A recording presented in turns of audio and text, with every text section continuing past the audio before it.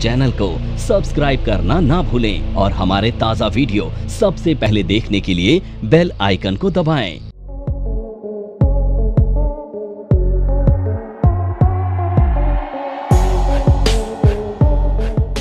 देखो, एम्प्लॉयर जो है ना, एम्प्लॉई को सैलरी के अलावा और बहुत सारी चीज़ें देता है। कुछ अलाउंसेस, कुछ बेनिफिट और से, कुछ और फ्रिंज बेनिफिट है ना, कुछ एडिशनल खर्चे करता है एम्प्लॉयर एम्प्लॉई के लिए। तो कई बार वो एम्प्लॉई के लिए कुछ एम्प्लॉई भी उसमें से कुछ एज इट इज आगे खर्च कर देता है, कुछ नहीं खर्च करता। अगर उसने एज इट इज खर्च कर दिए तो कुछ खर्चे ऐसे होंगे जो उसके लिए एग्जम्प्ट हो जाएंगे, जो उसके टैक्सेबल इनकम का पार्ट नहीं बनेंगे। लेकिन कुछ ऐसे पैसे देता है एम्प्लॉयर जो एम्प्लॉय की खुद के पर्सनल एक्सपेंस को मीट करने के लिए जाए, तो वो उसके लिए टैक्सेबल भी बन जाएंगे। तो ऐसे ही एक कुछ अलाउंसेज होते हैं, जिसमें से एक अलाउंस बहुत इंपॉर्टेंट अलाउंस है, HRA, हाउस रेंट अलाउंस। ये रहा हाउस रेंट अलाउंस, HRA। ये क्यों मिलता है? क्योंकि आप जहाँ पे आप नौकरी कर रहे हो उस विसिनिटी में आपके पास रहने के लिए घर नहीं है, तो आपको किराए के मकान में रहना पड़ेगा। किराए के मकान में रहना पड़ेगा तो जो भी एम्प्लॉयर से आपको सैलरी मिल रही है उसमें से कुछ किराया दोगे जब किराए के मकान में रह रहे हो। अगर आप किराए के मकान में रह रहे हो और आपकी सैलरी में ये तीन चीज़ें को कंपोनेंट में से एक HRA भी है, बेसिक सैलरी, HRA और अदर अलाउंस। तो अब इनकम टैक्स क्या कह रहा है? कह रहा है ये पूरा HRA पे हम आपको टैक्स नहीं लगाएंगे, आपको थोड़ी सी चीज़ पे टैक्स पे रिलीफ दे देंगे। आपकी अगर मान लीजिए किसी एम्प्लॉय की सैलरी 40,000 रुपये बेसिक सैलरी, 30,000 रुपये HRA, 10,000 रुपये अदर अलाउंस, तो टोटल सैलरी हो गई 80,000 रुपये। 80 × 12 9,60,000 रुपये, तो सैलरी हो गई 9,60,000 रुपये। इस 9,60,000 रुपये के अंदर 3,60,000 रुपये HRA के भी, ये देख पा रहे हो आप? हाँ जी, ऑनलाइन वाले बच्चों, इस 9,60,000 के अंदर 3 लाख HRA के भी हैं। अब अगर मान लो एम्प्लॉय जेन्युइनली किराए के मकान में रह रहा है, तो यानी कि कुछ पैसा तो उसने किराए में खर्च भी करा हुआ है, तो अब किराए में जो पैसा उसने खर्च करा और पूरे उसमें से भी 3,60,000 पूरे टैक्सेबल हो जाएंगे, तो उसके लिए कुछ अन्याय हो जाएगा। इनकम टैक्स मान ये रहा है कि आपको आपका एम्प्लॉयर ये मान रहा है, आप आदमी तो 40,000 रुपये के काम करने के हिसाब से देखा जाए, ये तो बाकी और खर्चों को पूरा करने के लिए आपको पैसा दिया जा रहा है, जिसमें से एक किराया भी है। तो अगर आप किराए के मकान में रह रहे हो और आपको HRA मिल रहा है, तो आप HRA की एग्जम्पशन ले सकते हो, छूट ले सकते हो। कितनी छूट मिलेगी? एक कैलकुलेशन है, उसमें 3 चीज़ों को कंप्यूट करना पड़ेगा, 3 वैल्यू निकालनी है।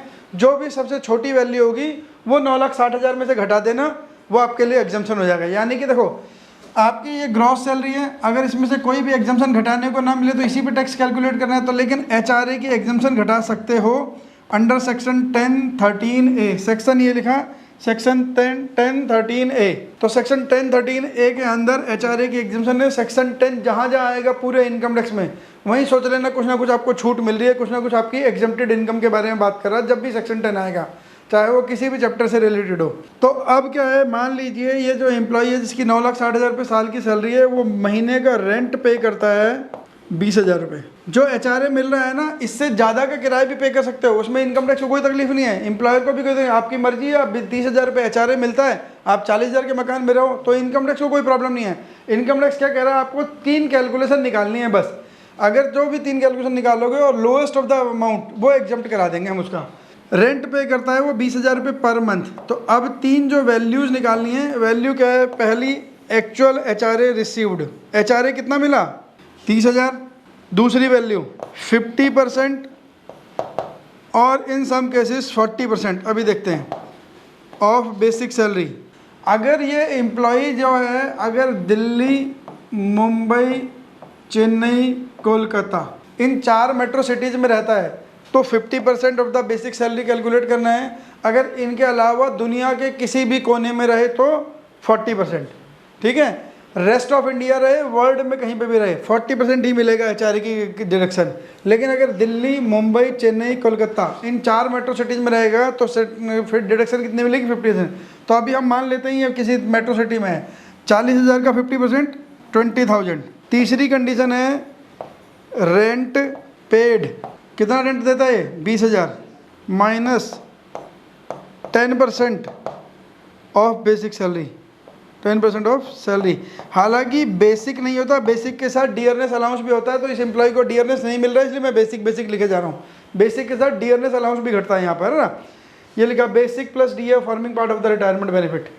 तो अभी इसको क्योंकि बेसिक ही मिलता है इसलिए बेसिक लिख रहा हूँ मैं हर बार। तो 10% होता है, इसकी बेसिक सैलरी कितनी है 40,000, तो 10% कितना हुआ 4,000। यहाँ कितना हो गया 16,000। अब इनमें से जो कम है वो 9,60,000 में से घटा दो। कौन सा सबसे छोटा 16,000। 16,000 इंटू, ये तो पर मंथ की कैलकुलेशन करिए ना, 16,000 इंटू 12 पर मंथ कितना हो गया 12 6 72, 12 कम 12 7 19, 192। यही हो गया क्या बस। तो अब 9,60,000 की सैलरी थी, 1,92,000 रुपये की छूट मिल गई, जबकि देखो आप 3,60,000 रुपये मिल रहे हैं, तो 1,92,000 रुपये इनकम टैक्स नहीं ले रहा आपसे, है ना।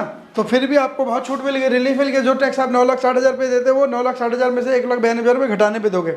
अब एम्प्लॉय कितना भी किराया दे, कम दे, 30,000 में से 10,000 का किराया दे, 2,000 रुपये किराया दे, 20,000 किराया दे, पूरे 80,000 रुपये का मकान किराए पे ले ले, कंप्यूटेशन यही है। ये 3 कंप्यूटेशन है, 3 वैल्यूज़ निकालनी है। जो वैल्यू सबसे कम होगी वो वैल्यू आपकी उसकी ग्रॉस सैलरी में से घटा दोगे तो उसकी टैक्सेबल सैलरी आ जाएगी फर्स्ट स्टेप पे। अभी भी टैक्सेबल नहीं है क्योंकि इसके बाद स्टैंडर्ड डिडक्शन भी घटाने को मिलती है। तो कैलकुलेशन निकालने के लिए ये लिखा हुआ है यहाँ पे क्लियर देखो, actual HRA received 50% of the basic salary, residential status situated in Delhi, Mumbai, Calcutta और चेन्नई। अगर दिल्ली, मुंबई, कलकत्ता, चेन्नई में रहता है तो आपको 50% और लेना है। अगर रेस्ट ऑफ इंडिया में बाकी कहीं पे भी रहे तो 40% लेना है। तीसरा, rent paid minus 10% of the salary. Salary का मतलब क्या है, basic salary plus dearness allowance plus turnover based commission. अगर किसी एम्प्लॉय को टर्नओवर बेस्ड कमीशन भी मिलती है तो सैलरी में वो भी जोड़नी है 10%। 10% निकालते टाइम भी, 40% निकालते टाइम भी, 50% निकालते टाइम भी, जो भी जब भी सैलरी वर्ड आ रहा है, इस सैलरी का मतलब, इस सैलरी का मतलब, इस सैलरी का मतलब ये है basic salary plus DA if retirement benefit. If retirement, if part of retirement benefit का मतलब क्या होता है कि अगर कंपनी, अगर गवर्नमेंट या आपके एम्प्लॉयर ने बोला है जब आप रिटायर हो गए तो आपकी ग्रेजुटी जो बनेगी, पेंशन जो बनेगी, उसमें डीए भी शामिल होगा, तो वो लेना है। अगर रिटायरमेंट बेनिफिट का पार्ट नहीं है तो नहीं लेना। वैसे प्राइवेट सेक्टर में डीए मिलता ही नहीं है, मैक्सिमम केस में डीए नहीं मिलता है ना। प्राइवेट सेक्टर में मुश्किल से छांटने के बाद डीए मिलेगा आपको। तो अभी इसलिए हम बेसिक से चल रहे हैं, लेकिन एक्चुअल इनकम टैक्स के डिक्शनरी, इनकम टैक्स में एक्ट में जाओगे तो एक्ट में यही है, basic salary plus DA plus percentage commission salary, है ना। अगर कमीशन मिलता है आपको सेल्स पे, वो भी परसेंटेज वाला, 2%, 3%, 10%, तो कमीशन। फिक्स्ड कमीशन होगा तो नहीं मिलेगा। सर डीए और ग्रेजुटी सेम होता है? नहीं, डीए ड्यूरिंग द मिलता है टेन्योर, जॉब टेन्योर, ग्रेजुटी मिलती है रिटायरमेंट के बाद, टर्मिनेशन के बाद। डीए तो सैलरी का पार्ट होता है, सैलरी के साथ मिलता है। सर कितना परसेंट मिलता है सर? डिपेंड करता है एम्प्लॉयर टू एम्प्लॉयर, ऑर्गेनाइजेशन का। गवर्नमेंट में तो कई जगह पे बेसिक सैलरी से ज़्यादा डीए है, कुछ सेक्टर में गवर्नमेंट में बेसिक सैलरी कम है और डीए ज़्यादा है। मैंने आपको शायद आपको बताया था गवर्नमेंट सेक्टर के जो वो निकलते हैं जॉब एडवर्टीजमेंट, उसमें सैलरी का ब्रेकअप कैसे लिखा होता है। नहीं, आपको शायद नहीं बताया। देखो जो गवर्नमेंट सेक्टर होते हैं वहाँ पे सैलरी का ब्रेकअप कैसे लिखा होता है कि इस डेजिग्नेशन के लिए वैकेंसी है, सैलरी कैसे है 20,000, 500, 25,000, 1,000 रुपये, 1,000 और 30,000, ऐसे करके वैकेंसी आती है। तो इसका मतलब क्या है कि आप जब ज्वाइन करोगे तब आपकी बेसिक सैलरी कितनी है, बेसिक पे कितना है 20,000। आप 20,000 के पे ग्रेड पे हो, आपकी बेसिक सैलरी 20,000 है, हर साल 500 रुपये बढ़ेगी। गवर्नमेंट एम्प्लॉय की सैलरी हर साल 500 रुपये बढ़ेगी। ऐसा होता है, प्राइवेट में भी नहीं होगा, प्राइवेट में भी ज़्यादा बढ़ जाती है। तो लेकिन क्या है, ये जो पैटर्न है ना, ये जो ट्रेंड लिखा है, ये केवल बेसिक सैलरी का लिखा है। उसके अलावा तो आपको अलाउंसेज मिल रहे हैं। हर ऑर्गेनाइजेशन में अलाउंसेज अलग अलग होते हैं। कहीं पर जैसे जो उसमें एविएशन में है, ट्रांसपोर्ट में है, रेल में, उनको ट्रांसपोर्ट अलाउंस ज़्यादा मिलता है ना। तो उसके अलावा तो अलाउंसेज मिलेंगे, परक्यूट मिलेंगे, लेकिन जो फिक्स अमाउंट है वो ये है कि आप जब ज्वाइन करोगे आपकी बेसिक सैलरी 20,000 होगी, 500 रुपये हर साल बढ़ेंगे। कब तक? जब तक आपकी सैलरी 25,000 नहीं हो जाती। यानी कि 20,000 के बाद अगले साल आपकी बेसिक सैलरी हो जाएगी 20,500, फिर 21,000, और ऐसे करते करते जब तक 25,000 होगी। जब 25,000 होगी तो उसके बाद 1,000 बढ़ेगी, और 1,000 करते करते आपकी सैलरी, बेसिक सैलरी चली जाएगी 30,000, और उसके बाद 30,000 के बाद बेसिक सैलरी बढ़नी बंद हो जाएगी। तो 30,000 के बाद बेसिक सैलरी बंद हो जाने का मतलब ये नहीं कि अब सैलरी नहीं बढ़ेगी। क्या बढ़ रहा है आपका? डियरनेस अलाउंस बढ़ रहा है, हाउस रेंट अलाउंस बढ़ रहा है, और ट्रैवलिंग अलाउंस बढ़ रहा है, बाकी अलाउंसेज बढ़ेंगे, परक्यूजिट्स बढ़ेंगे, बेसिक नहीं बढ़ेगी। क्यों नहीं बढ़ेगी? क्योंकि रिटायरमेंट के टाइम जब पेंशन होती है, लीव एनकैशमेंट होती है, सब बेसिक पे डिपेंडेंट है। तो गवर्नमेंट अपने बर्डन को कम करने के लिए बेसिक को कम ग्रो कराती है, डियरनेस अलाउंस, अदर अलाउंस को ज़्यादा बढ़ाती है। क्यों? क्योंकि अभी जब आप काम कर रहे हो तो आपको तो सैलरी से मतलब है ना। आपकी सैलरी मान लीजिए 80,000 रुपये है और उसके अंदर बेसिक का कंपोनेंट 15,000 रुपये है, तो भी कोई फर्क नहीं, टोटल तो 80 है ना, आपको पता 80 आ रहे हैं। तो इसलिए गवर्नमेंट क्या करती है, बेसिक को कम बढ़ाती है, डीए को ज़्यादा बढ़ाती है। डीए क्या है? महंगाई भत्ता। गवर्नमेंट कह रही है हम सैलरी बढ़ाई इसलिए रहे क्योंकि इन्फ्लेशन है मार्केट में। आप काम करने में कोई अच्छे नहीं हो, काम करने में तो कितने अच्छे थे, 500 रुपये दिए थे। अगर आप अपनी परफॉर्मेंस को देख रहे हो तो परफॉर्मेंस से तो 500 ही बढ़ने थे, है ना। अगर परफॉर्मेंस से बढ़ रहा है तो 500 ही बढ़ने हैं आपके, लेकिन अब देना क्यों पड़ रहा है? क्योंकि महंगाई है, इन्फ्लेशन है। इन्फ्लेशन को कोप अप करने के लिए हम आपको पैसे बढ़ा रहे हैं। डीए का मतलब भी महंगाई भत्ता, डियरनेस अलाउंस मीन्स महंगाई भत्ता, कि महंगाई को कोप अप करने के लिए बढ़ाया जा रहा है। तो इसलिए गवर्नमेंट में डियरनेस अलाउंस कभी कभी कुछ स्टेज में जाने के बाद बेसिक कम हो जाती है और डीए ज़्यादा हो जाता है। तो डीए, और अभी भी रिटायरमेंट के बाद भी जिनकी पेंशन होती है, जिनके पेंशन में डीए का पार्ट होता है, जो रिटायर्ड हो गए हैं एम्प्लॉयज़ और उनको पेंशन मिल रही है, अगर डीए उनके रिटायरमेंट बेनिफिट का पार्ट था तो रिटायरमेंट के बाद पेंशन भी बढ़ रही है। लोगों को ध्यान रखना, रिटायरमेंट के बाद पेंशन भी बढ़ रही है, क्योंकि सरकार क्या बढ़ा रही है, हर साल डीए बढ़ा रही है, बेसिक नहीं बढ़ा रही। बेसिक बढ़ाएगी तो जो नौकरी कर रहे हैं उन्हीं को फायदा होगा, डीए बढ़ाएगी तो उनको भी फायदा है जो रिटायर होते हैं। तो रिटायरमेंट के बाद गवर्नमेंट आज भी क्या करती है, डीए 4% बढ़ा दिया, 5% बढ़ा दिया। सेंट्रल गवर्नमेंट जब करती है डीए बढ़ाती है, तो डीए बढ़ाने से क्या हो रहा है, जो रिटायर्ड आदमी हैं जिनकी पेंशन का पार्ट था डीए, उनकी पेंशन भी बढ़ रही है, जबकि वो जॉब नहीं कर रहे, लेकिन उनकी पेंशन आज भी बढ़ रही है। क्यों बढ़ रही है? क्योंकि डीए बढ़ा। जितने परसेंट डीए बढ़ेगा उसी परसेंट में आपकी पेंशन बढ़ जाएगी। तो डीए को ज़्यादा ग्रो कराया जाता है, रिटायरमेंट बेनिफिट के को ध्यान में रखते हुए बेसिक सैलरी को ग्रो कम किया जाता है। तो डीए मिलता जॉब टेन्योर में है और ग्रेजुटी मिलती है जो रिटायर होने के बाद। एचआरए क्लियर हुआ। हाउस रेंट अलाउंस कब में टैक्सेबल एग्जम्पशन कब कैलकुलेट करनी है? जब आपको एचआरए मिलता हो। एक चीज़ ध्यान रखना है, HRA must be part of your salary, एक कंडीशन। दूसरी कंडीशन क्या होनी चाहिए? आप रेंट के मकान में रह रहे हो। अगर आप रेंटेड मकान में नहीं रह रहे हो तो ये वाली कंडीशन कैसे पूरी करोगे? इसका आंसर कैसे निकाल के लाओगे? इसका आंसर तो आएगा क्योंकि एचआरए मिल रहा है। 50% 40% बेसिक सैलरी भी निकाल लोगे। Rent paid minus 10% of salary, तो रेंट पेड क्या होगा? 0। अगर आप किराए के मकान में नहीं रह रहे हो तो आप एचआरए की कैलकुलेशन नहीं कर सकते हो। वो एक अलग बात है कि इंडिया में हम सब लोग इतने भोले भाले हैं कि हस्बैंड वाइफ को किराया दे रहा है और वाइफ हस्बैंड को मकान का किराया दे रही है, बाप बेटे को किराया दे रहा है, भाई भाई को किराया दे रहा है, दे कोई नहीं रहा, रसीदें बना के बैठे हैं सभी, ऐसा हो रहा है। लेकिन क्योंकि एक्ट में ऐसा नहीं लिखा कि हस्बैंड वाइफ को किराया नहीं दे सकता या वाइफ हस्बैंड को किराया नहीं दे सकते, वो ऐसा कहीं नहीं लिखा। वो तो कहता है अगर मान लीजिए स्पाउस के नाम पे, वाइफ के नाम पे मकान है और आदमी काम कर रहा है, हस्बैंड काम कर रहा है, तो क्या कहेगा? वो दिखाएगा मैं अपनी वाइफ को किराया दे रहा हूँ, ठीक है। तो किराया दे रहा हूँ तो मतलब क्या है? वो रसीद देगा, वाइफ के नाम से रसीद काट के देगा, वाइफ को वो रेंटल इनकम अपनी आईटीआर में दिखानी पड़ेगी, बस सिंपल सी बात है। तो एक आदमी का खर्चा दूसरे आदमी की इनकम हो गई, एचआरए एग्जम्पशन हो जाता है, मिल जाता है। हाउस रेंट अलाउंस की डिडक्शन मिल जाती है, उसमें रिलेशनशिप मैटर नहीं करती, बस आपके नाम पे वो मकान नहीं होना चाहिए। पता लगा अपने नाम पे मकान लेके अपनी अभी रसीदें काटे जा रहे हो, तो वो काम मत कर देना, पकड़े गए तो अंदर ही मिलोगे। तो ध्यान रखना ये है कि बस प्रॉपर्टी आपके नाम पे उस शहर में नहीं होनी चाहिए। आप दिल्ली में काम करते हो, गुड़गांव आपके पास प्रॉपर्टी है, नोएडा में प्रॉपर्टी, कोई फर्क नहीं पड़ता, आपके अपने नाम की प्रॉपर्टी तो भी एचआरए मिल जाएगा, बस आपको दिल्ली में किराए पे रहना पड़ेगा, है ना। ये नहीं कि आप नोएडा से रोज आ रहे हो और फिर कह रहे हो कि मैं किराए पे रह रहा हूँ नोएडा में ही, नोएडा में मेरा मकान है, नोएडा में मैं किराए पे भी रह रहा हूँ। भाई तू रह क्यों रहा हुआ किराए पे, बता दे, फिर क्या फ़ायदा है। दिल्ली में एचआरए इसलिए मिल रहा था ना कि वहाँ से दूर पड़ रहा था आने जाने में, तो इसलिए आपको फैसिलिटी के लिए यहाँ पे एचआरए मिल गया। तो डिपार्टमेंट देखो, क्लेम करते टाइम कोई कुछ चैलेंज नहीं कर पाएगा। जो आप जब एज एन अकाउंटेंट बैठे हो तो आपको अपने एम्प्लॉय से डॉक्यूमेंट, देखो आपको क्यों पढ़ रहे हैं आप अपने लिए भी पढ़ रहे हो, प्लस जिस डिपार्टमेंट को कल को अकाउंट्स डिपार्टमेंट को आप संभालोगे, वहाँ कोई ऐसा एम्प्लॉय आ गया, हाँ मकान तो मेरे नाम पर है लेकिन तुम रसीद लगा दो, तो रसीद लगा मत देना, क्योंकि टीडीएस नॉन डिडक्शन और शॉर्ट डिडक्शन एम्प्लॉयर का नुकसान होता है, एम्प्लॉयर के ऊपर पेनल्टी है, नॉन डिडक्शन और शॉर्ट डिडक्शन दोनों केस में। हम टीडीएस के सारे सेक्शन शुरू से पढ़ के आ रहे हैं। अगर कम काटा तो भी एम्प्लॉयर से रिकवरी होगी, नहीं काटा तो भी एम्प्लॉयर से रिकवरी होगी, तो काट लिया और जमा नहीं कराया तो भी एम्प्लॉयर से रिकवरी है। तो अगर नॉन डिडक्शन शॉर्ट डिडक्शन करा तो आप अपने प्रोफेशन से इंटीग्रिटी नहीं दिखा रहे हो, ध्यान रखना। तो टीडीएस पूरा काटना है। बस कंडीशन आपको याद रखनी चाहिए कि that employ must not own any house in that vicinity, वहाँ पे उसका घर नहीं होना चाहिए बस। बाकी वो वाइफ के नाम की रसीद बना के लाए, बेटे के नाम के बना के, किसी के बना लाए, कोई फ़र्क नहीं पड़ता, उसने रसीद दे दी। और एक चीज़ ध्यान रखना, अगर साल में किराया 1 लाख रुपए से एक्सीडिंग हो गया, 1 लाख रुपए से ज़्यादा का किराया है, रेंट की रसीद मान लीजिए उसने बोली 9,000 रुपये महीने का रेंट देता हूँ, 9,000 इंटू 12 1,08,000, ठीक है। अब आपको मकान मालिक का पैन नंबर चाहिए। अगर किराया साल में 1 लाख से ज़्यादा है और आपने अपने एम्प्लॉय को एचआरए की डिडक्शन देनी है तो मकान मालिक का पैन कार्ड भी मैंडेटरी है, मस्ट है, मस्ट। अगर 1 लाख से कम है तो किराया पैन कार्ड की ज़रूरत नहीं है। जितने फर्जी एचआरए क्लेम हो रहे हैं सब 50,000 1 लाख से कम है।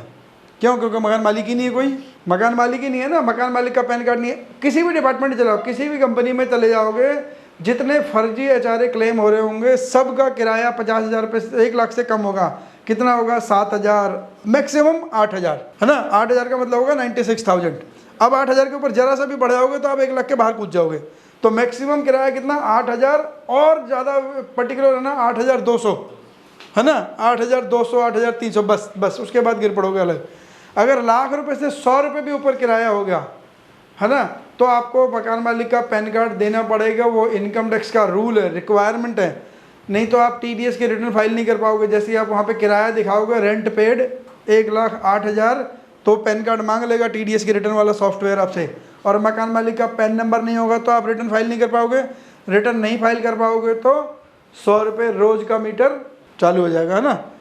वो तो ऑटो वाले से भी खतरनाक मीटर है और रुकता भी नहीं है वो। तो एम्प्लॉय की गलती के लिए आप अपनी कंपनी को नुकसान को ही पहुंचा सकते हो। तो आपको बस ध्यान ये रखना है कि किराया 1 लाख से ज़्यादा हो सकता है, होने को कोई दिक्कत नहीं है।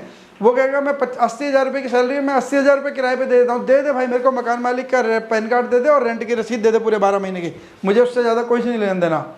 मेरे पास डॉक्यूमेंट्री एविडेंस है, मैं फॉरेंसिक ऑडिट करने के लिए लायबल नहीं हूँ। मैं उसके घर जाके देख के नहीं आऊँगा, मकान मालिक से पूछने की मेरी जिम्मेदारी नहीं है। ये देखो 80,000 की रसीद लेके आप 80,000 रुपये कमा भी रहे हो, नहीं कमा रहे हो, वो मेरी जिम्मेदारी नहीं है। उसने मेरे को रसीद दे दी, पैन कार्ड दे दिया, सफिशिएंट है, मेरे पास डॉक्यूमेंट पूरे हैं, मैं उसे डिडक्शन दे दूँगा। और इसमें किसी भी लेवल पे देख लो, आप एचआरए की जितना एचआरए मिल रहा है उससे ज़्यादा की डिडक्शन ले ही नहीं पाओगे किसी भी हालत में। इससे ज़्यादा की छूट मिलेगी नहीं, किसी भी सूरत में नहीं। मैक्सिमम छूट यही है। अगर मान लो यहाँ पे कैलकुलेशन से आया 30,000 रुपये, ये तो मिल ही रहा है आपको।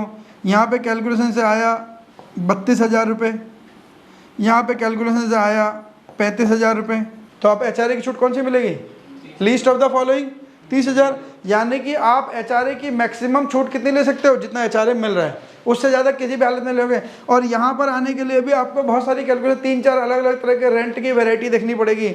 10,000 से आ रहा है नहीं, 20,000 से आ रहा है नहीं, 25,000 से आ रहा है नहीं, तब करना पड़ेगा। अगर किसी को एक्सट्रीम डिडक्शन देनी है तो 30,000 ही मिलेगी। 30,000 का मतलब जो भी उसकी सैलरी में एचआरए का पार्ट होगा, जो उसकी सैलरी में एचआरए का पार्ट होगा, उससे ज़्यादा छूट मिल ही नहीं सकती कभी भी। इसीलिए 3 कंडीशन है। मतलब ये क्यों कंडीशन लगाई है इनकम टैक्स ने कि भाई जितना तुम कमा रहे हो ना, जितना तुम्हारी टैक्सेबल सैलरी में पार्ट बन रहा है, उससे ज़्यादा छूट मत ले लेना। अगर ये कंडीशन नहीं होती तो आपको हिंदुस्तान में ऐसे ऐसे लोग मिल जाते हैं जो 30,000 के एचआरए के 40,000 रुपये की छूट ले रहे होते साल में। बहुत मिल जाएंगे ऐसे तो, अगर ये वाली कंडीशन ना हो ऊपर वाली। तो बोलेंगे मैं तो 80 के 80,000 रुपये एचआरए में ही दे दे रहा हूँ, मेरी तो पूरी सैलरी छोड़ दो तुम, है ना। तो इनकम टैक्स बनाने वाले भी इंडिया में रहते हैं ना, उन्हें पता है हम लोग कैसे कितने शरीफ आदमी हैं, तो वो भी उतने ही शरीफ हैं। इसलिए उन्होंने जानबूझ के ऐसी कंडीशन लगाई है कि इससे जो आपकी, देखो लॉजिकल भी है, जितनी पैसे से आपकी टैक्सेबल इनकम बढ़ रही है, ज़्यादा से ज़्यादा उतनी की छूट ले लो। एक्चुअल एचआरए रिसीव्ड 3,60,000, तो 3,60,000 की छूट ले लो उससे ज़्यादा। 3,60,000 कहीं एक्ट में नहीं लिखा, वो तो हमने 30,000 रुपये महीने का एचआरए लिया था, इसलिए 3,60,000 बोल रहा हूँ बार बार। कहीं कुछ बच्चे भोले वाले बच्चे अच्छा 3,60,000 डिडक्शन है एचआरए की और याद करके बैठ जाएं। मुझे भोले वाले बच्चों का डर लगता है। 3,60,000 रुपये अमाउंट नहीं है कहीं पे भी, एचआरए में कोई अमाउंट नहीं है। 3 कैलकुलेशन ही लेनी पड़ेंगी आपको हमेशा, हर बार हर एम्प्लॉय के लिए कैलकुलेशन अलग अलग निकलेगी क्योंकि उसका मकान का किराया अलग हो सकता है, उसको एचआरए मिलने वाला एचआरए अलग हो सकता है, उसकी लोकेशन अलग अलग हो सकती है। कोई दिल्ली में रह रहा है, कोई दूसरा एम्प्लॉय गुड़गांव में रह रहा होगा हो सकता है, तो आपको कोई हो सकता है मुंबई में रह रहा हो, तो लोकेशन अलग होगी। एक बात एचआरए में, यहाँ तक की कहानी समझ आई एचआरए में? एचआरए में सर जैसे एचआरए बेनिफिट, हाँ बोलो बोलो बोलो। बेनिफिट न्यू टैक्स रिजीम में सर अवेलेबल नहीं है? नहीं, न्यू टैक्स रेजिम में अवेलेबल, न्यू टैक्स रेजिम में एचआरए मिलता नहीं है, केवल ओल्ड में है, इसलिए मैंने ओल्ड लिख दिया है पहले ही। न्यू टैक्स रेजिम में कोई अलाउंसेज अलाउड नहीं है। एक केवल ट्रांसपोर्ट अलाउंस मिलता है 3200 रुपीज़ पर मंथ का, वो भी जो फिजिकली चैलेंज एम्प्लॉई हैं उनको, नॉर्मल एम्प्लॉय को उनको वो भी नहीं मिलता। एचआरए में कोई अलाउंस, मतलब न्यू रेजिम में कोई अलाउंसेज नहीं है, केवल स्टैंडर्ड एक्सेल मिलती है। ज़्यादा बेनिफिशियल हुई फॉर एम्प्लॉय जो मतलब एचआरए। नहीं, आप ऐसा नहीं, आप ऐसा नहीं कह सकते हो, वो एम्प्लॉय टू एम्प्लॉय चीज़ें वेरी कर जाती हैं। देखो मान लो मेरे को एचआरए तो मिलता है, लेकिन मैंने उसके अलावा एटीसी, एटीडी में, एटीटीटीए में कोई डिडक्शन, कोई इन्वेस्टमेंट नहीं कर रखी, तो यानी कि अगर मैंने एटीसी में कोई इन्वेस्टमेंट नहीं करी तो 1.5 लाख का नुकसान तो वो करा मेरा। एटीडी में 25,000 रुपये मिलते हैं, 1,75,000 रुपये से मेरी जो टैक्सेबल इनकम कम हो सकती थी वो नहीं होगी। लेकिन अगर मैंने एटीसी, एटीडी में एग्जाम, अभी पढ़ेंगे एटीसी, एटीडी भी, अगर मैंने एटीसी, एटीडी में कंट्रीब्यूशन करा हुआ है तो मेरे को ये वाला भी बेनिफिशियल हो सकता है। ऐसा आप मतलब ब्लैंकेट नहीं कह सकते ये ज़्यादा बेनिफिशियल है, वो एम्प्लॉय टू एम्प्लॉय चेक करना पड़ेगा। और दूसरी चीज़, सैलरीड एम्प्लॉय के लिए ऑप्शन है कि वो हर साल अपनी मर्जी से new regime old regime select कर सकते हैं। बिजनेस वालों के लिए अलाउड नहीं है। बिजनेस वाले अगर एक बार न्यू रिजिम में चले गए तो वापस आना बंद मुश्किल है ना, और केवल एक चांस मिलता है वापस आने का। और अगर मान लीजिए फर्स्ट ईयर आपने, बिजनेस इनकम की बात कर रहा हूँ, फर्स्ट ईयर आपने न्यू रिजिम सेलेक्ट करा, अब आपको लगा न्यू रिजिम, पहले बार तो शौक में कर लिया, या हो सकता है उस साल न्यू रिजिम से आपका टैक्स कम आ रहा था, आप बिजनेस इनकम हो, आप बिजनेस की बात कर रहा हूँ, ध्यान रखना भी है ना, बिजनेस की इनकम है, फर्स्ट ईयर आपने न्यू रिजिम सिलेक्ट करा और रिटर्न फाइल कर दी। अब सेकेंड ईयर आके आपको लग रहा नहीं यार न्यू रिजिम तो बेकार था, ओल्ड रिजिम भी सही था, गलत फंस गया मैं तो इनकम टैक्स था, यू कैन कम बैक, एक बार आप आ सकते हो ओल्ड रिजिम में। अब इसके बाद इधर नहीं जा पाओगे सारी ज़िंदगी। अगर एक बार न्यू रिजिम गए बिजनेस इनकम वाले, एक बार न्यू रिजिम में गए और उसके बाद कभी भी over the life old regime में आ गए, तो अब दोबारा न्यू रिजिम में आप नहीं जा पाओगे वापस। या तो वहीं बैठे रहो चुपचाप, नहीं तो यहाँ नहीं आ पाओगे। यहाँ आ गए तो यहाँ कभी नहीं आओगे। अब सरकार जितने भी चेंजेस ला रही है वो न्यू रिजिम में ला रही है, ओल्ड में कुछ नहीं ला रही। और वो न्यू और वो ओल्ड वाली वो फिर आ गई इस बार फाइनेंस मिनिस्टर बन के, है ना। अभी जुलाई के 3rd वीक में शायद उन्होंने दोबारा बजट लाना, देखो क्या होगा। जो भी चेंजेस आएगा वो आएगा न्यू रिजिम में, ओल्ड में कुछ नहीं आएगा। सरकार ओल्ड रिजिम को वैसे ही सौतेले बेटे की तरह देखती है ना, सही में सौतेले बेटे की तरह देखती है फाइनेंस मिनिस्ट्री ओल्ड रिजिम को। ओल्ड रिजिम को फाइनेंस मिनिस्ट्री सौतेले बेटे की तरह क्यों देखती है? क्योंकि ओल्ड रिजिम में जो छूट मिल रही है ना सरकार की आंख में, वो किरकिरी बनी हुई है। वो क्यों बनी हुई है? मान लीजिए आपने सेक्शन 80C सुना हुआ है किसी ने? यस सर, इन्वेस्टमेंट इन पीपीएफ वो सारे में से 1.5 लाख तक का सर। बिल्कुल सही कह रहे हो, बिल्कुल सही कह रहे हो। PPF, LIC, mutual fund, SIP जो होती है, एसआईपी जिसे ईएलएसएस बोलते हैं, ऐसी बहुत सारी स्कीम है जहां आप इन्वेस्टमेंट करते हो। तो जिस साल आपने इन्वेस्टमेंट करी उस साल आप मैक्सिमम 1.5 लाख रुपए तक की छूट ले सकते हो ओल्ड रिजिम में। न्यू में नहीं मिलती, ध्यान रखना। ओल्ड रिजिम में 1.5 लाख रुपए तक की छूट ले सकते हो। अब आज से इसको छोड़ दो, अगर इसको छोड़ दो, पीपीएफ, एलआईसी, ईपीएफ, इनमें से अगर जब आप इसको 10 साल बाद 15 साल बाद जब निकाल के लाओगे पैसा वापस, तो इसमें भी कुछ बोनस मिलता है, इसमें भी कुछ इंटरेस्ट मिलता है। तो जब ये पैसा वापस आता है तब भी क्या होता है?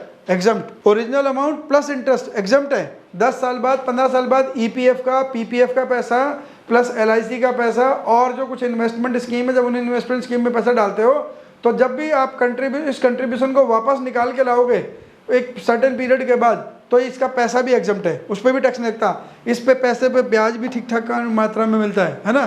तो यानी कि अब इनकम टैक्स को नुकसान पता है क्या दिख रहा है?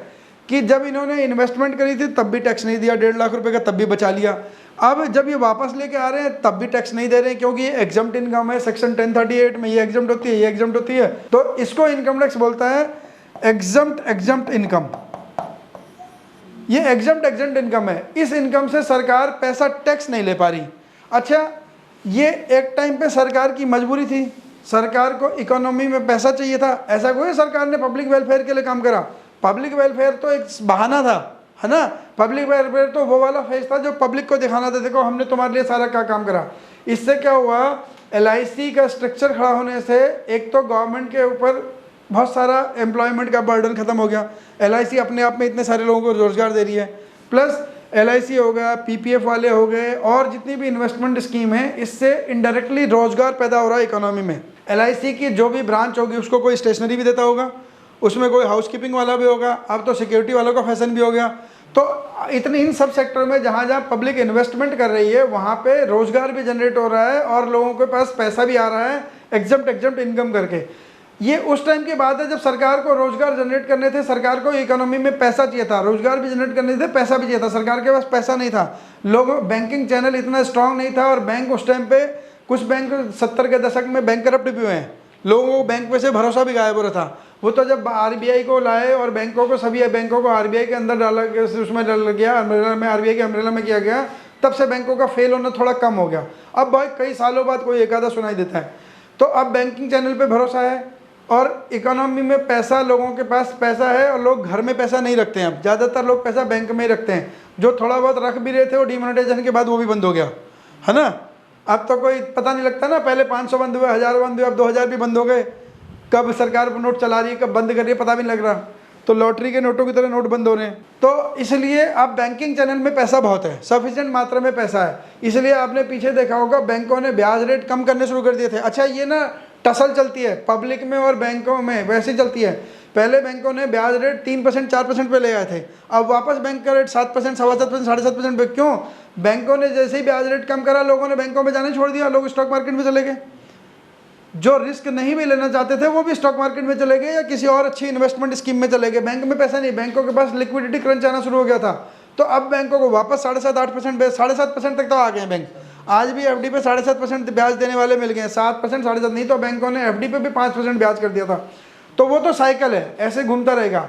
बैंकों को लग रहा था हमारा पेट भर गया, अब तोंद निकलने लगी है, तो उन्होंने ब्याज देने कम शुरू कर देते हैं। पब्लिक ने बोला हम भूखा छोड़ देते हैं, तुम्हें खाना देना बंद कर देते हैं। तो पब्लिक ने बैंकिंग चैनल में पैसा न डाल के ELSS में, म्यूचुअल फंड में इस बीच में म्यूचुअल फंड में इतना पैसा गया है ना, बैंकिंग चैनल का सबसे बड़ा हिस्सा म्यूचुअल फंड खा के गया है। क्यों? म्यूचुअल फंड में उसी सिस्टम से पैसा जाता है जिस सिस्टम से बैंकिंग जाता है। आपके पास 2000 रुपये फालतू डाल दो म्यूचुअल फंड में, आपके 1000 रुपये फालतू डाल दो 1000 रुपये म्यूचुअल फंड में। तो म्यूचुअल फंड में जो SIP वाली ऑप्शन है, वहाँ पे पैसा डालना, पैसा निकालना आसान है। तो लोगों ने सबसे ज़्यादा पैसा यहाँ के बैंक का पैसा रूट करके सबसे ज़्यादा वहीं डाला। वो ठीक है, स्टॉक मार्केट का रिस्क होता है उसके साथ, लेकिन ठीक है, बैंक भी तो कुछ नहीं दे रहा, तो वहाँ ठीक है, हम पड़ा रहेगा पैसा। तो बैंकों के पास पैसे का क्रंच है, तो बैंकों को ब्याज रेट बढ़ाना पड़ेगा। अब ओल्ड रेजिम क्यों? हाँ जी, इंटरेस्ट रेट मिलता है म्यूचुअल फंड्स पे? इंटरेस्ट नहीं मिलता बेटा, मार्केट का बेनिफिट होता है, जो क्योंकि वो उसका रिटर्न और रिवार्ड दोनों मार्केट से एसोसिएटेड है। म्यूचुअल फंड वाले क्या करते हैं, मान लीजिए देखो आप 7 बच्चे 6 बच्चे आप यहाँ हो, 6 बच्चे यहाँ क्लास में हैं, 14 बच्चे, मैं बोलूँ आपको चलो आप 1000 रुपये लगाओ, तो 1000 रुपये में आपको कुछ नहीं मिलेगा। लेकिन आपको बोलूँ सब 1000 रुपये मिलकर 14000 रुपये मुझे दे दो, मैं 14000 में कुछ कर सकता हूँ, है ना। तो अब मैं आपसे 14000 रुपये लेके मार्केट में लगा रहा हूँ, ऐसे 14000 देने वाले मुझे कई लाखों लोग हैं। तो उसका ओवरऑल इम्पैक्ट, ओवरऑल रिटर्न और रिवार्ड किससे आएगा शेयर मार्केट से ही। मैं तो शेयर मार्केट में लगाऊंगा ना पैसा, मैं कहाँ से अपनी जेब से दूंगा। तो म्यूचुअल फंड कंपनियां भी क्या कर रही हैं, बहुत सारे लोगों से पैसा लेके लगा, वो भी इक्विटी मार्केट में रहे हैं, लेकिन उनके पास क्या है, पैसे को लगाने के लिए, मैनेज करने के लिए एक्सपर्ट लोग हैं अपने डोमेन के। वो देखते हैं किस कंपनी में पैसा लगाने से बेनिफिट होगा, किससे नुकसान होगा, उसमें लगाएंगे। हालांकि स्टॉक मार्केट किसी की सगी नहीं है, म्यूचुअल फंड में भी लॉस होते हैं, है ना। इसलिए कभी भी म्यूचुअल फंड का ऐड आता है तो उसमें हमेशा लिखा आता है mutual fund is subject to market risk. तो लॉस तो उसमें भी होता है, एसोसिएटेड तो अल्टीमेटली इक्विटी मार्केट से ना, पैसा तो इक्विटी मार्केट से निकाल के दे रहे हैं। ठीक है, उनके डिसीजन अच्छे हैं, वो अपने एक्सपर्ट डोमेन के एक्सपर्ट हैं। तो अगर किसी पर्टिकुलर, जैसे अभी 4 तारीख को जिस दिन इलेक्शन का रिजल्ट आया था, उस दिन बड़े बड़े धुरंधर फेल हो गए, मार्केट ने उल्टी गोता मारा। तो अब क्या कर सकते हो, ऐसी कोई अनफॉर्चुनेट इंसिडेंट हो जाएगा तो कुछ कर कोई सकते हो। तो जितने म्यूचुअल फंड में समझदार लोग बैठे होंगे सबने लॉस खाया होगा। बस म्यूचुअल फंड में लॉस का हिट थोड़ा स्लो होता है, उतना जर्क नहीं आता जितना इक्विटी मार्केट को डायरेक्ट एक्सपोजर आता है ना। अगर आप 1000 रुपये खुद लगाओगे तो आप 1000 रुपये की किसी एक कंपनी में शेयर ले पाओगे, लेकिन मेरे पास 14000 रुपये आ गए तो मैं 1000 रुपये की 14 कंपनियों में इन्वेस्टमेंट कर सकता हूँ। अब 4 जून जैसा दिन रोज़ तो नहीं आता कि 14 की 14 कंपनी एक ही साथ डूब जाएंगे, ऐसा तो कभी कभी आता है ना।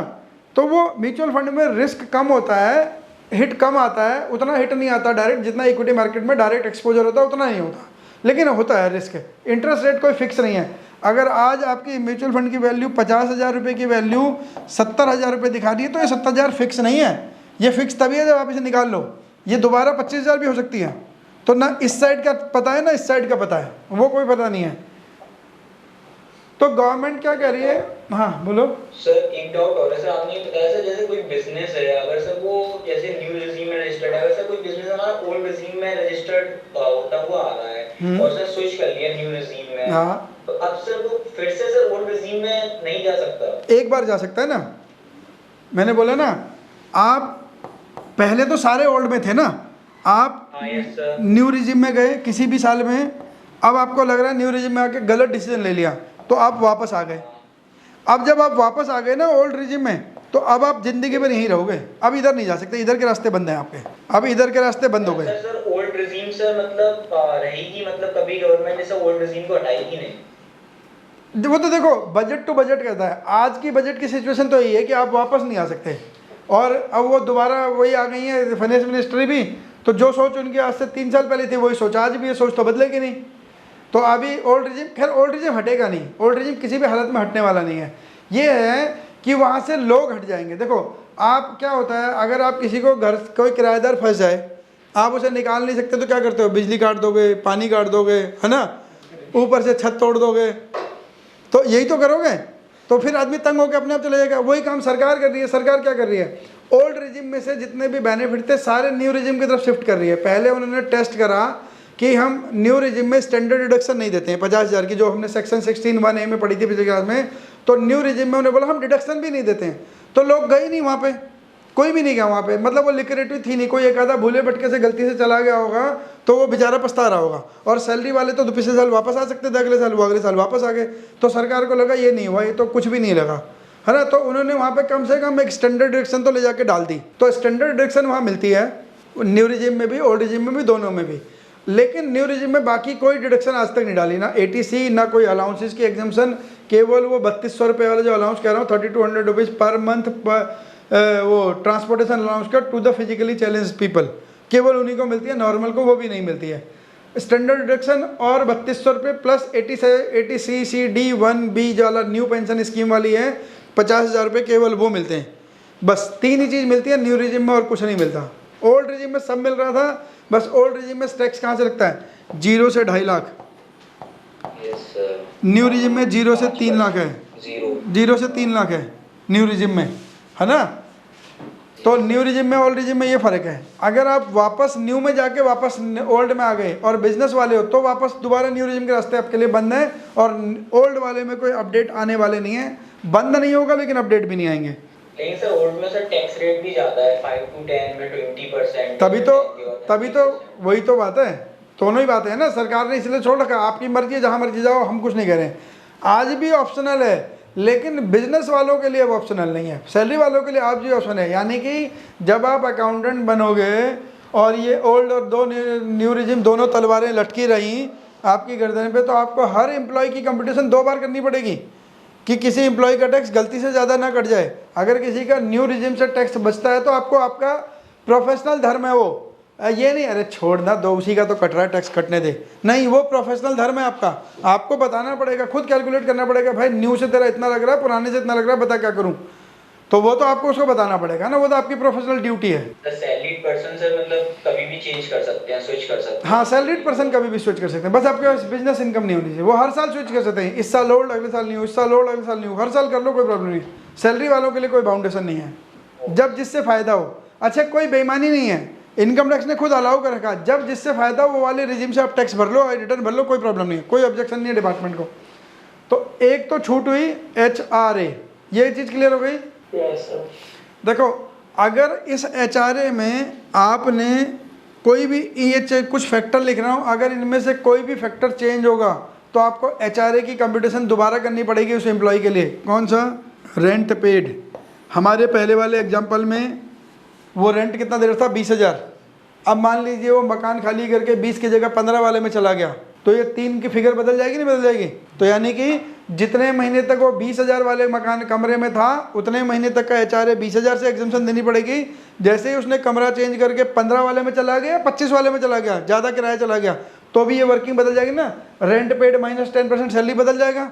तो आपको उसके बाद से क्या करना पड़ेगा, HRA की कैलकुलेशन दोबारा करनी पड़ेगी, कंपटीशन दोबारा करनी पड़ेगी। अगर HRA रेंट बदल गया तो भी, HRA बदल गया, कंपनी ने अप्रैल मई जून में जाके उसकी सैलरी बढ़ा दी, सैलरी बढ़ाने के साथ HRA भी बढ़ा दिया, तो HRA बदल दिया, बढ़ा दिया तो एक्चुअल HRA बदल जाएगा। फिर आपको HRA की कंपटीशन क्या करनी पड़ेगी, कंपटीशन क्या करनी पड़ेगी, HRA बढ़ गया तो HRA की कंपटीशन फिर दोबारा करनी पड़ेगी। कोई तीसरी चीज़ बता सकते हो जिसकी वजह से HRA की कंपटीशन दोबारा करनी पड़े, कोई तीसरा रीजन? अगर सर बेसिक सैलरी चेंज होगी तो भी चेंज हो जाएगा, क्योंकि ये लिखा 50% of the basic salary, 40% of basic salary, है ना, और 10% माइनस बेसिक सैलरी, तो भाई इतनी जगह सैलरी यूज हो रही है। और कोई रीजन? एक चीज़ और बची है बस, क्या चीज़? बोलो बोलो, कोई बात नहीं, सही गलत से कोई घबराना नहीं है। टर्नओवर, अच्छा परसेंटेज कमीशन वाला, हाँ बिल्कुल सही कह रहे हैं, परसेंटेज कमीशन वाला अगर टर्नओवर चेंज होएगा तो भी ठीक है, अगर टर्नओवर तो हमेशा सेम नहीं होती है, बात ठीक है। टर्नओवर कमीशन चलो एक और हो गया, फिर तो नहीं, DNS अलाउंस तो HRA में काम ही नहीं आता। अगर टर्नओवर चेंज हो गई तो HRA दोबारा चेंज कैलकुलेट करना पड़ेगा। और बताओ फिर अब, location of the employee, Delhi में रह रहा था, नोएडा चला गया, नोएडा क्या मेट्रो सिटी है? नहीं, दिल्ली में आपने वैल्यू 50% कैलकुलेट की, नोएडा में जाते उसकी 40 करनी पड़ जाएगी। नोएडा में रहता था, दिल्ली आ गया, तो भी 40 की जगह 50 से कैलकुलेट करना पड़ेगा। तो अगर लोकेशन चेंज हो गई तो भी आपको HRA की कैलकुलेशन दोबारा करनी पड़ेगी for the remaining period. Location change हो गई तो भी आपको HRA दोबारा कैलकुलेट करना पड़ेगा, और ये जेन्युइनली करना पड़ता है, ध्यान रखना। तो इसका ध्यान रखना पड़ेगा, इनमें से कोई फैक्टर चेंज होगा तो जो HRA की एग्जम्पशन मिलनी है वो चेंज हो जाएगी हर बार, तो वो भी ध्यान रखना है। क्लियर हुआ? HRA पे मैं इतना स्ट्रेस इसलिए दे रहा हूँ क्योंकि प्राइवेट सेक्टर में HRA मिलता ही मिलता है। 99% केसेज में basic salary HRA other allowance लगेगा ही लगेगा आपको, और कोई अलाउंस मिला नहीं मिले ये चीज़ मिलेंगी मिलेंगी, बाकी सारे तो एक बार को बच भी जाओगे प्राइवेट सेक्टर को ध्यान में रखते हुए, लेकिन HRA 99% केसेज में होता है। अगर मान लीजिए ये मिस्टर A है, इसकी बेसिक सैलरी, ये रेंट पे करता है, rent paid ₹2.5 lakh per annum, 2.5 lakh रुपए का रेंट पे करा पूरे साल में, बेसिक सैलरी 3 लाख, और दिल्ली में घर है, जो किराए का घर है दिल्ली में, अदर अलाउंस 2 लाख। इसको HRA की छूट कितनी मिलेगी? अगर अच्छा मेरे को ऐसे बताओ, इसको HRA मिलता है? HRA मिलता है? नहीं मिलता। तो क्या HRA की वजह से इसकी टैक्सेबल इनकम बढ़ रही है? नहीं। तो फिर टैक्स में छूट कैसे दे दोगे? जिस कंपोनेंट की वजह से उसकी टैक्सेबल इनकम बढ़ ही नहीं रही, उसकी टैक्स की छूट कैसे दे दोगे? भाई पहले वाले को तो HRA मिल रहा था ना 3,60,000 रुपये का, तो उसकी सैलरी 9,60,000 हुई, तो उसको तो HRA मिल रहा था, तो उसकी टैक्सेबल सैलरी बढ़ रही थी HRA के से। तो आज मैंने आपको क्या बोला, वो बार बार पूछ रहे हैं एक्चुअल HRA, मैं भी जवाब नहीं दे रहा हूँ, ठीक है।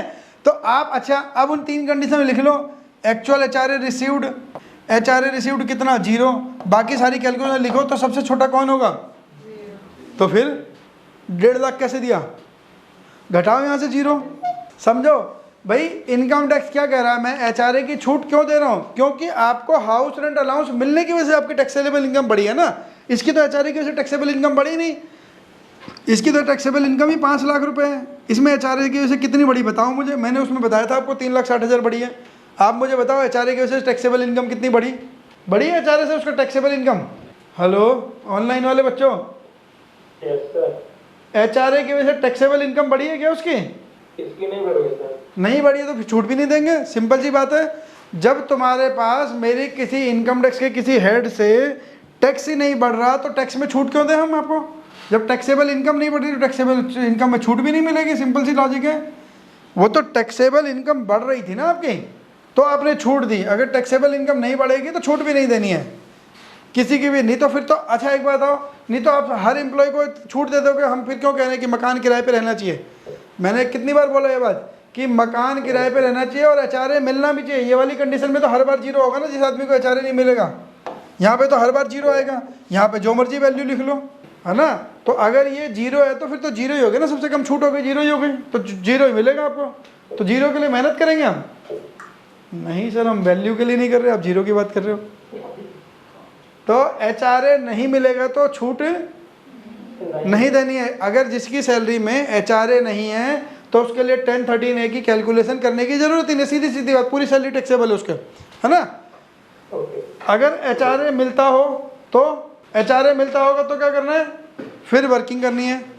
मान लो HRA तो मिल रहा है लेकिन वो रह रहा है अपने ही मकान में, अपने दोस्त के साथ रह रहा है, किराया भी नहीं देता वो दोस्त को।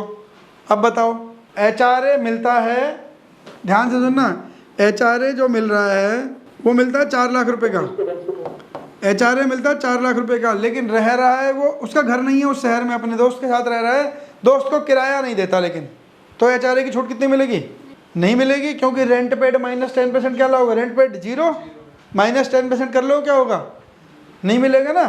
तो ये सारे फैक्टर अवेलेबल होने चाहिए, बस ये ध्यान रखना। इसलिए मैं बार बार HRA पे स्ट्रेस दे रहा हूँ, क्योंकि HRA मिलेगा ही मिलेगा आपको, ये तंग करेगा आपको। ये 3 कंडीशन ये नोट कर लिया कंडीशन आपने। ये यहाँ पे सर्कुलर नंबर 8/2013 भी लिखा है, जिसमें उन्होंने बोला था पेन नंबर लेना जरूरी है मकान मालिक का। ये रहा 2013 से नोटिफिकेशन आ क्या, क्योंकि लोग बाग क्या कर रहे थे, किराया दे रहे थे 10,000 और रसीद बना के ला रहे थे 20,000 25,000 रुपये की, ताकि ज़्यादा से ज़्यादा क्लेम लें। अब पता ही नहीं लगता किस मकान मालिक को पैसा मिला।